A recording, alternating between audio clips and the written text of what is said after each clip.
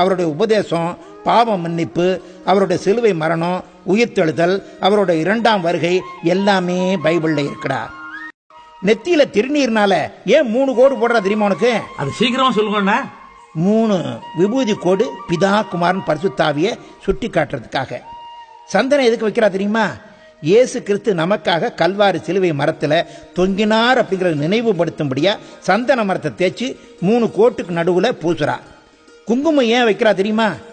பகவான் இயேசு கிறிஸ்து நமக்காக, நம்முடைய பாவங்களுக்காக, பாவமே இல்லாத அவருடைய ரத்தத்தை பாவ பரிகாரமா சிந்தினார் அப்படிங்கறத சிம்பாலிக்கா காட்டுறதுக்காக அதுல ஒரு துளி ரத்தத்தை எடுத்து குங்குமமா வைக்கிறா.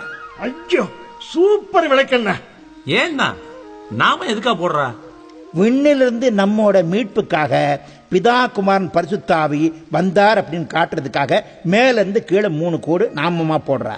அப்ப ஊடால ஏன் சேப்பு கோடு? அந்த தியாகேஸ்வரன் இயேசு கிறிஸ்து நமக்காக கல்வாரி சிலுவையில தொங்குனாருங்கிறத காட்டுறதுக்காக ஊடால சிகப்பு கோடு. அந்த சிகப்பு கோடு மேல ஒல்லியாவும் கீழே தடியாவும் இருக்க. ஏன் தெரியுமா? ரத்தம் வடியும் போது ஒரு கோடாட்டம் வடியும், கீழே அது தேங்கி நிற்கும். அதை தான் மேல ஒல்லியாவும் கீழே தடியாவும் இருக்குது. அண்ணா, கொன்னுட்டேன், பிச்சு விட்டேன். என்ன பிரமாதமான விளக்கம்! சும்மா கலக்கிட்டு போங்கண்ணா. வீட்டு நிலப்படியில சந்தனம், குங்குமம் எல்லாம் வைக்கிறோம். அதுக்கு ஆதாரமும் பைபிள்ல தாண்டா இருக்கு. அப்படியா? சொல்லுங்க. இல்ல, எகிப்து தேசத்துல பார்வோன் மன்னன் கிட்ட அடிமையா கிடந்த இஸ்ரவேல் ஜனங்களை விட்டுடும்படியா ஆண்டவர் பக்தன் மோசேயின் மூலமா சொல்லி அனுப்புறார். அவன் விட மாட்டேங்கிறான்.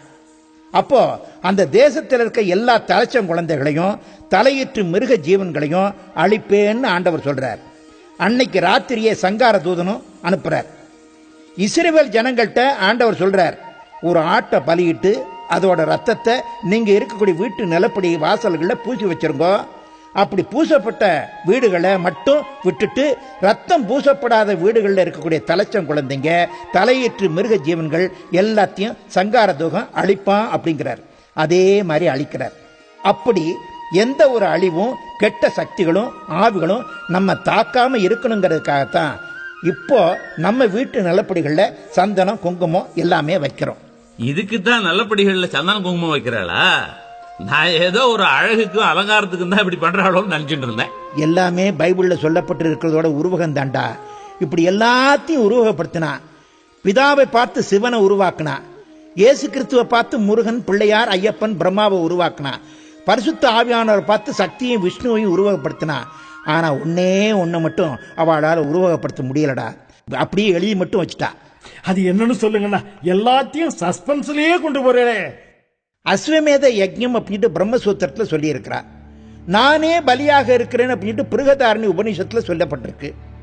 புருஷா பலியாக இருக்கிறார் அப்படின்ட்டு சாந்தோக்கிய உபனிஷத்திலையும், பிரஜாபதி பலியாக இருக்கிறார் அப்படின்ட்டு சதபத பிரமாணத்திலையும், இனி ஈண்டு தேகத்திலுள்ள நானே பலியாக இருக்கிறேன்னு கீதையில கண்ணன்னு சொல்றார். மற்றவாளுக்காக பகவான் தாமே இறப்பை தெரிந்து கொண்டார். இந்த லோகத்தை படைக்கும் போதே பிரஜாபதி பலியிடப்பட்டார். பலியாகும்படிக்கு விஸ்வகர்மா தன்மையை கையளித்தார் அப்படின்ட்டு உபனிஷத்துக்கள் எல்லாமே சொல்லுது. ரிக்வேதம் சொல்றது, தாண்டிய மகாபிரமாணம் சொல்லுது, சம்பூர்ண மகாபாரதம் சொல்லுது, பிரம்மசூத்திரம் சொல்லுது. ஆனா எந்த தெய்வம் மறிச்சிருக்கு? சிவன் மறிச்சிருக்காரா? விஷ்ணு மறிச்சிருக்காரா? கிருஷ்ணன், ராமர், கண்ண பரமாத்மா, பிரம்மா, ஐயப்பன், முருகன் யாராவது மறிச்சிருக்காளா? இல்லையடா. சும்மா எழுதி மட்டும் வச்சுட்டா. ஒருத்தரும் யஜ்ஞமாகலையே. பலியானது இயேசு கிறிஸ்து மாத்திரம் தான்டா. ஐயோ,